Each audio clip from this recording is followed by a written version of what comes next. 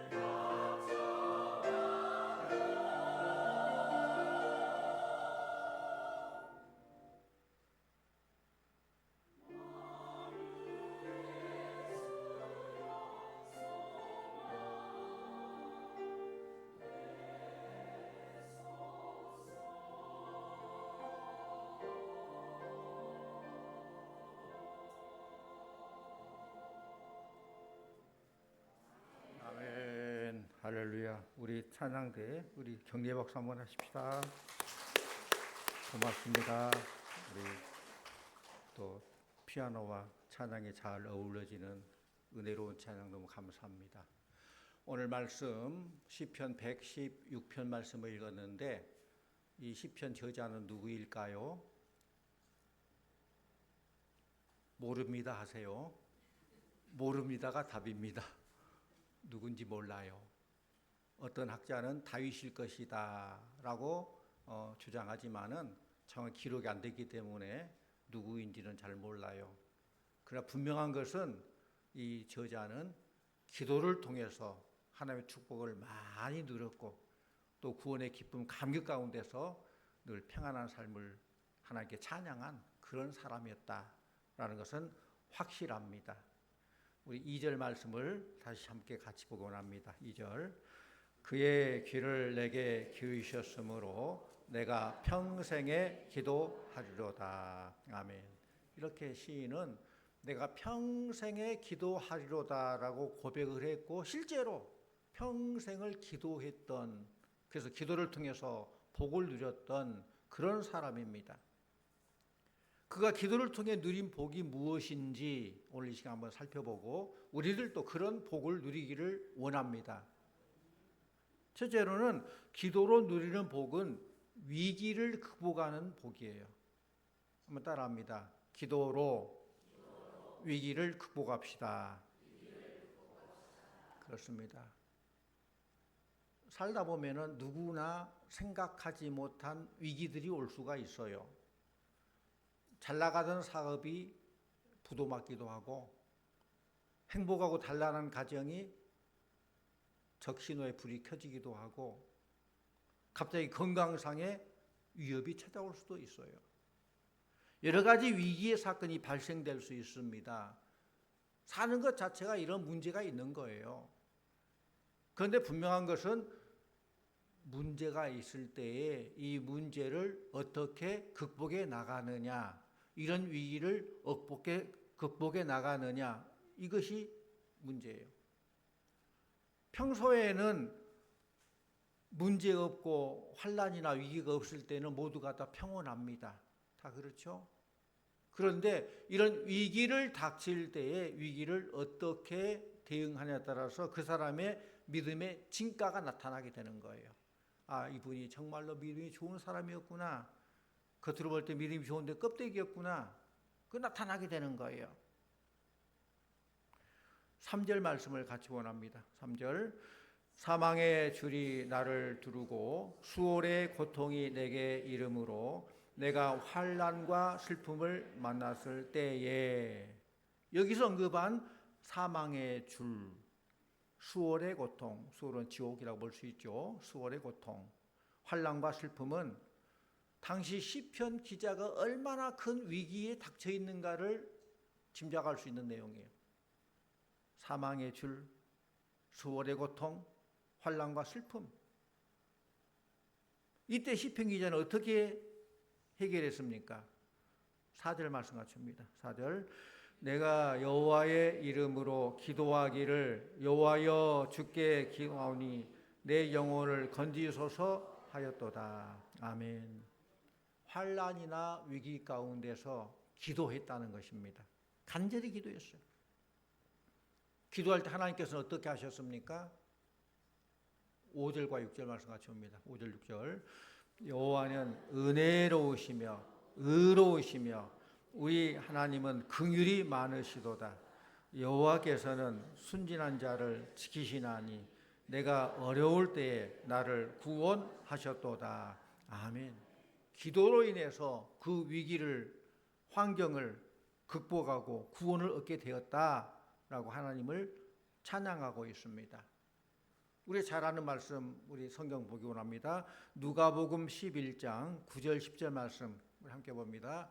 내가 또 너희에게 이르노니 구하라 그러면 너희에게 주실 것이요 찾으라 그러면 찾아낼 것이요 문을 두드리라 그러면 너희에게 열릴 것이니 구하는 이마다 받을 것이요 찾는 이는 찾아낼 것이요 두드리는 이에게는 열릴 것이니라. 아멘. 아무것도 안 한 자는 아무것도 일어나지 않으리라. 구하고 찾고 두드릴 때 열린 거예요. 역사가 나타나는 거예요. 어떠한 환난 위기 속에서도 간절히 기도할 때 주님께서는 반드시 구원의 삶으로 인도하시고 복 주시는 줄로 믿습니다.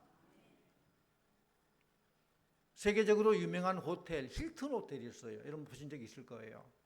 우리나라에도 5개 힐튼 호텔이 있는데 그 호텔의 창시자가 힐튼이에요.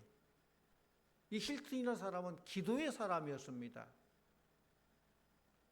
그런데 미국의 1930년에 미국 대공황이 찾아왔어요. 경제적인 어려움, 위기가 찾아왔어요. 호텔 사업에도 위기가 찾아오지요. 먹고 사는 기본적인 것도 힘든데 어떻게 호텔 사업이 잘 되겠어, 위기 때에. 그게 찾아왔어요. 이때 힐튼은 기도로 이 모든 위기를 잘 극복하고 후에 이런 고백을 합니다. 살다 보면 궁지에 몰릴 때가 있다. 갈 곳이 없을 때가 있다. 나에게 그럴 때가 찾아왔다. 나는 벽 속에 갇힌 기분이었으며 한 발자국도 내디딜 수 없을 정도로 암흑 속에 묻힌 것을 느낄 수 있었다. 그러나 나는 기도했다. 그러자 살 길이 열렸다. 나는 살아남았고 그 후 엄청난 기회가 찾아왔다. 기도가 나를 구해낸 것이다. 그런 고백을 해요. 그의 말에 의하면 하나님께서 그 어려울 때 7천사를 보내서 그가 필요한 자금을 도와주셨고 대공황 속에서도 사업을 역전시키는 그런 기회를 잡게 되었다라는 그런 고백을 합니다. 이렇게 말하면은 어떤 똑똑한 사람은 그래요. 그건 기도 응답이 아니고 뭐 우연의 일치겠죠. 참 똑똑하게 그렇게 말을 해요. 과연 우연의 일치일까요?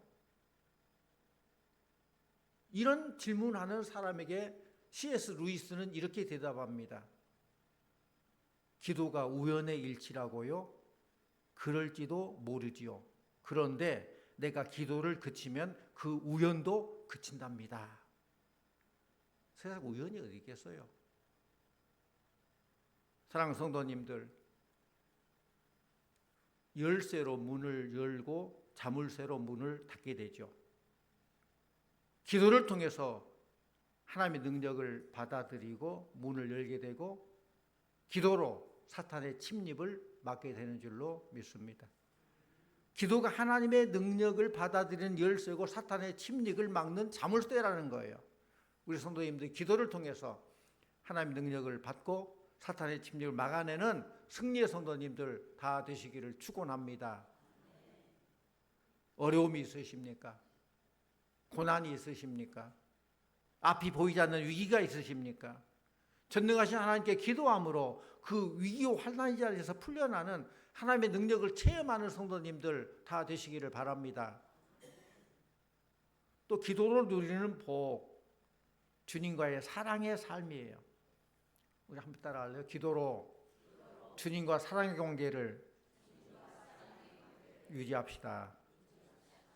기도로 우리 주님과 사랑의 관계를 유지하는 관계를 말해 관계. 기도로 어려움을 이겨나가기도 하지만은 기도를 하는 것 관계가 더 깊어진다는 거예요. 기도 응답을 경험한 사람들이 누리는 또 하나의 축복은 기도에 응답해 주시는 하나님과의 더 사랑의 관계가 깊어진다는 거예요. 그 크신 하나님의 사랑을 체험했다면 본인도 어떻게 하나님을 사랑하지 아니할 수 있겠어요? 내가 사랑을 받았는데 사랑을 하게 되죠. 그것이 바로 오늘 시편 기자의 체험입니다. 우리 다시 1절을 함께 보십시다. 1절 여호와께서 내 음성과 내 간구를 들으심으로 내가 그를 사랑하는도다. 잘 생각해 보세요. 여호와께서 내 음성과 내 간구를 들으심으로 내가 그를 사랑하는도다. 그러면 내 음성과 내 간구를 안 들으면 사랑 안 합니까?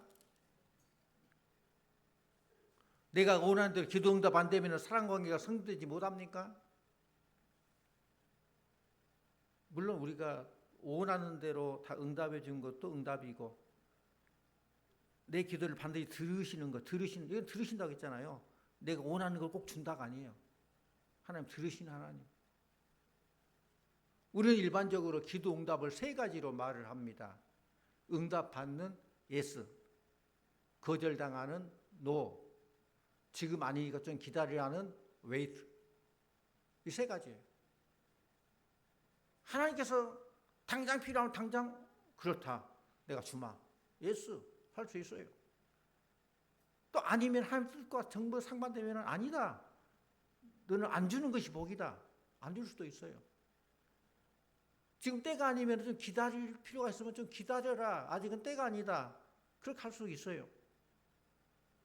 예를 들어서 중학교 다니는 10대 아들이 아빠 나 오토바이나 사주세요. 형아들이 막 오토바이 몰고 막 폭주하고 너무 멋져요. 나도 하나 사주세요. 그러면 사줘야 돼요? 안 줘야 돼요? 사주면 큰 사고 날 수 있죠. 그럴 때는 아니다, no. 그런데 그걸 아니다 했다고 해서 그 부모가 자식을 사랑하지 않는 거예요? 사랑하기 때문에 아니다지요. 내 자식한테 나 아무 문제 없으면 하든 말든 뭐 그냥 알아서라 그냥 하겠죠. 그러나 내가 사랑하기 때문에 아니다, no 하는 거예요. 또 아직 성인이 안 됐는데 아직 경제가 뭔지 사업이 뭔지도 모르는 자식이 엄마 아빠 재산 많으니까요, 내 유산 다 떼서 주세요, 나도 사업하고 싶어요. 아직 뭔지도 모르는 미숙한 애가. 근데 줘야 돼요, 안 줘야 돼요? 그때는 아직은 좀 더 세상 물정 몰라, 사업이 뭔지 몰라, 좀 기다려, 기다리면 줄 테니 기다려, 웨이트 그래요. 그것도 거절이 아니잖아요. 그건 응답이 아닌 거 아니잖아요. 사랑하기 때문에 기다려가는 거예요. 이렇게 볼 때 부모와 자식 관계 중요한 것은 주고받는 거래가 아니라 사랑의 관계라는 거예요. 그 관계가 중요하다는 거예요. 하나님과 우리 관계에서도 내가 원하는 것에 대해서 예스든 노든 웨이트든 모두 다 하나님의 사랑의 관계가 형성된 것이기 때문에 기도의 삶을 살게 되면 이런 사랑의 관계를 유지할 수 있는 그런 복을 누리게 된다는 것입니다. 그리고 기도를 누리는 복의 두 번째예요. 달라고 하면 무조건 주는 것이 사랑입니까? 내가 원하는 대로 응답받는 것보다 기도로 더 하나님과의 소통을 하고 우리를 더 하나님과 우리 관계가 더 깊은 관계가 되고 하나님을 더 사랑하게 되는 것, 이것이 곧 기도 응답 이상으로 내가 원하는 것을 받는 것 그 이상으로 중요하다는 거예요. 하나님은 나를 너무 잘 알거든요. 그래서 사도 바울이 이렇게 말합니다. 우리 고린도전서 1장 9절 말씀 같이 봅니다. 너희를 불러 그의 아들 예수 그리스도 우리 주와 더불어 교제하게 하시는 하나님은 미쁘시도다. 아멘. 잘 보십시오. 너희를 불러. 우리를 부른 이유가 뭐예요? 뭐 하려고 우리를 불렀어요? 주님과 더불어 코이노니아, 교제하려고. 주와 더불어 교제하게 하시는 하나님을 미쁘시도라고 했잖아요. 하나님은 한 번 부르고 끝난 하나님이 아니라 미쁘신 하나님이셔요. 끝까지 책임져 주시는 그 하나님. 미쁘시단 말은 신실하시다, 참되시다 그런 뜻이에요. 이쁘단 말 아니고 미쁘다, 신실하시고 믿을만하신, 신실하신, 참되신 그런 하나님이에요. 주님과 교제의 삶을 살게 되면은 폭풍 같은 고난이 몰려와도 쓰러지지 않고 고난을 통해서 오히려 더 우리의 삶이 성숙하게 되고 우리가 기도할 때 하나님의 그 크신 사랑을 힘입게 되고 그 사랑을 실천하게 되는 거예요. 우리의 삶이 어두운 세상에서 빛이 되고 십자가의 참사랑을 실천하게 될 때 하나님의 크신 사랑의 축복을 더 크게 체험하게 된다는 것이죠. 우리 인간이, 사람이 이 세상에서 체험할 수 있는 가장 큰 체험은 하나님이 주신 구원에 대한 실제적이고 구체적인 그런 경험이에요. 구원의 기쁨, 감격. 이러한 경험은 특정 계층 소수의 사람에게만 주어지는 것 아닙니다. 누구든지 하나님 주신 구원의 경험은 이를 원하는 사람이면 누구든지 갈 수 있는 거예요. 그리고 누구나 이 같은 구원을 경험하게 되면은 이 경험이 너무 크고 너무 놀랍고 기쁘기 때문에 가지고만 있을 수 없어요. 다른 사람에게 말하고 싶어요. 그 경험을 공유하고 싶어요. 그 구원의 기쁨, 감격이에요. 오늘 8절 말씀 보면은 구원의 경험을 세 가지로 구분해서 기록하고 있습니다. 8절 말씀 함께 봅니다. 주께서 내 영혼을 사망에서 내 눈을 눈물에서 내 발을 넘어짐에서 건지셨나이다. 어디에서요? 영혼을 사망해서, 눈을 눈물에서, 발을 넘어짐에서. 그러니까 영혼, 눈, 발, 이 세 개로 구분하는. 먼저 구원의 첫 번째 경험은 하나님은 우리 영혼을 사망해서 건져주신다는 겁니다. 인생 최대의 과제는 영혼 구원이에요. 우리가 잘 살다가 죽어서 망해버리면 무슨 의미가 있어요? 이 땅에 잠깐의 삶인데. 그런데 우리의 영혼 구원, 이 땅에서도 잘 살고 죽어서도 영원히 사는 그 축복, 그 축복이 성도 축복 아닙니까? 사람이 온 천하를 얻고도 그 생명을 잃어버리면 아무 소용이 없어요.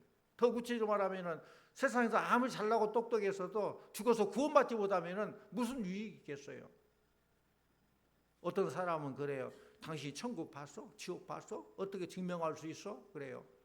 여러분 천국과 지옥이 있음을 믿습니까? 믿으세요? 어떻게 증명할 수 있어요? 봤어요? 물론 세상에서는 말할 수 없겠지만 하나님의 말씀이 성경이에요. 하나님 말씀의 성경이 영혼의 존재와 사후세계 존재에서 확실하게 기록하고 있어요.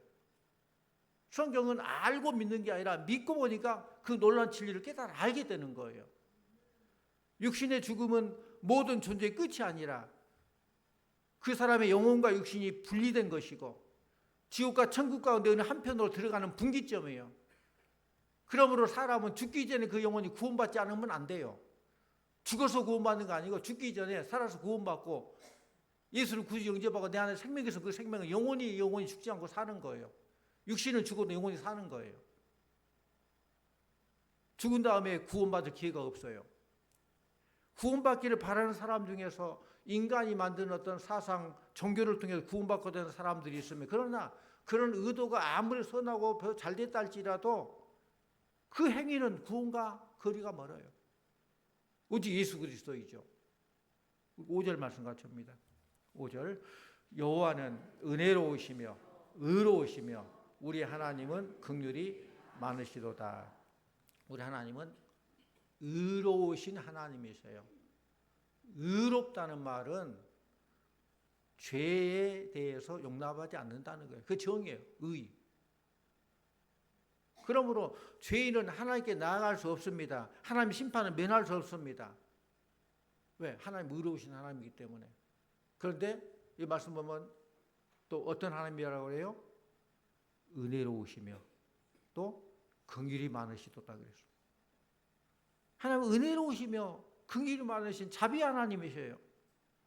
이 은혜로우심과 자비로우심은 예수 그리스도 이 땅에 보내주시고 십자가를 통해서 우리를 다 구원해 주시는 이것이 증거예요. 하나님 은혜로우신 긍휼이 많은 하나님께서 예수님을 통해서 우리의 모든 죄의 문제, 죽음의 문제를 다 해결해 주시고 다 이루었다 선언하지 않습니까? 그보다 더 큰 자비와 긍휼이 어디 있겠습니까? 죄인이 구원 얻기 위해서 할 일은 아무것도 없어요.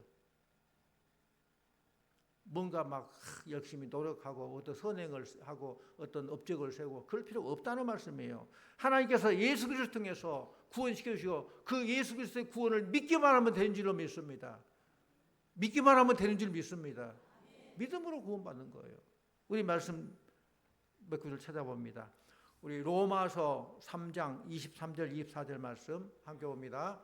모든 사람이 죄를 범하였음에 하나님의 영광에 이르지 못하더니 그리스도 예수 안에 있는 속량으로 말미암아 하나님의 은혜로 값 없이 의롭다 하심을 얻은 자 되었느니라. 아멘. 하나님의 은혜로 값 없이 의롭다 하심을 얻은 자 되었느니라 선언이에요.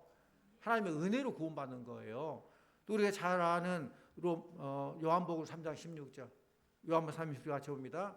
하나님이 세상을 이처럼 사랑하사 독생자를 주셨으니 이는 그를 믿는 자마다 멸망하지 않고 영생을 얻게 하려 하심이라. 아멘. 그를 믿는 자마다 멸망하지 않고 영생을 믿음으로 구원받고 영생의 축복 누리는 줄로 믿습니다. 이것이 복음 중에 복음이요 구원의 복된 말씀이에요. 그러나 교만한 사람들은 이 말을 듣고도 믿지를 못해요. 또 들으려고도 하지 않아요. 7절 말씀 같이 옵니다. 오늘 본문의 말씀 7절. 내 영혼아 내 평안함으로 돌아갈지어다. 여호와께서 너들 후대하심이로다. 아멘. 여러분들도 시편 기자처럼 여호와 하나님을 찬양하시기를 바랍니다. 또 8절에 나온 구원의 경험 두 번째는 하나님은 우리 눈을 눈물에서 건져주신다고 그랬어요. 이 세상을 살다 보면은 고난과 슬픔이 없을 때가 없어요. 눈에 눈물이 마를 날이 없어요. 눈물 흘릴 일이 참 많아요. 우리가 미국에 살든 한국에 살든 도시에 살든 시골 살든 어느 곳 산다 할지라도 이런 고난, 어려움 피할 수 없어요. 그래서 욥기 5장 7절에 보면은 인생은 고난을 위하여 났나니 불티가 위로 나름 같으니라 그랬어요. 물론 개인적으로도 많은 어려움이 있죠. 개인적으로도. 그렇지만은 천재지변이나 또 전염병이나 구조적인 사회악적인 여러 가지 많은 어려움들 많이 있죠. 또 인간의 범죄로 인해서 이 지구상에는 신음과 탄식이 그치지를 않습니다. 하나님 이런 세상을 살아가는 우리에게 위로를 주셔요. 우리의 눈에 눈물을 닦아주시고 위로해 주신다는 거예요. 하나님께서 위로해 주신 방법은 두 가지 방법이 있어요. 두 가지 방법. 이미 여러분 말씀 듣고 깨달았겠죠. 실제적인 문제 해결을 해주심으로 위로를 해주셔요. 우리의 힘과 능력으로 도저히 해결할 수 없는 어려움의 채 좌절하고 절망하여 눈물을 흘릴 때 그때 하나님께 부르짖어 기도하면은 하나님은 권능이 오른손으로 내밀어서 우리의 눈물을 닦아주시고 도와주시고 실제로 문제를 해결해 주심으로 큰 위로를 주신다는 거예요. 그 문제를 해결해 주심으로. 그런데 어떤 경우에는 아무리 부르짖어도 문제가 해결되지 않는 경우가 있어요. 이때 하나님은 다른 방법으로 우리를 위로해 주시는데 환난과 고통의 의미를 깨닫게 해주신다는 거예요. 내가 원하는 대로 해결 안 됐지만 그러나 이것이 왜 어떤 의미로 내게 주어졌는가 깨닫게 되는 거예요. 사람이 어떤 고난을 당해도 그 고난의 뜻만 깨닫게 된다면 슬퍼하지 않습니다. 왜? 아니까. 또 참을 수 있어요. 모를 때가 문제죠. 사도 바울이 이렇게 말하지 않습니까? 우리 말씀 고린도후서 12장 7절 우리 함께 봅니다. 여러 계시를 받은 것이 지극히 크므로 너무 자만하지 않게 하시려고 내 육체에 가시 곧 사탄의 사자를 주셨으니 이는 나를 쳐서 너무 자만하지 않게 하려 하심이라 라고 했습니다. 그렇습니다. 사도 바울은 하나님 주신 육체에 가시가 있었어요. 그 가시가 뭔지를 잘 몰라요. 그런데 학자들이 하면은 그것이 고질적인 안질이었을 것이다. 아니면 가끔 발작하는 간질이었을 것이다. 여러 가지 의견이 있지만은 그러나 어떻든 고질적인 질병을 가지고 있어요. 이때 사도 바울은 하나님께 그 고질병에서 고쳐달라고 하나님 간구해요. 3번 간구를 했어요. 그러면서 어때요? 간구하니까 다 낫게 됐습니까? 안 됐습니까? 안 됐죠. 가시가 제거되지 않았어요. 그런데 그 가시는 제거되지 않았지만은 그 대신에 하나님께서 그 가시의 의미를 깨닫게 해주셨다는 거예요. 내가 왜 이 가시를 주었는가? 의미를 깨닫게 해주셨다는 거예요. 하나님께서 그에게 놀라운 영적인 계시를 주신 거예요. 너무 크기 때문에. 이로 인해서 바울이 너무 자만할까 봐 교만해지지 않도록 제동장치를 준 거예요. 브레이크를 잡아준 거예요. 그걸 안 하면 막 함부로 돌진하고 막 잘못하면은요, 처음에는 겸손해 나중에는요, 막 본인이 신이 될 수 있고 그래요. 그걸 제동장치를 준 거예요.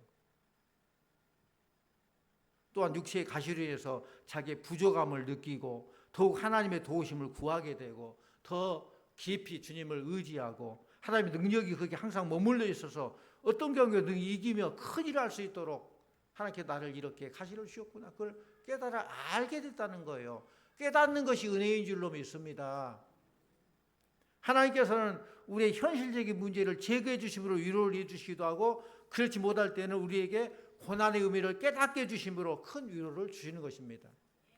그러므로 성도들은 좌절과 절망의 눈물에서 건져주시는 하나님의 은총을 경험하고 나오는 이렇게 고백할 수 있어요.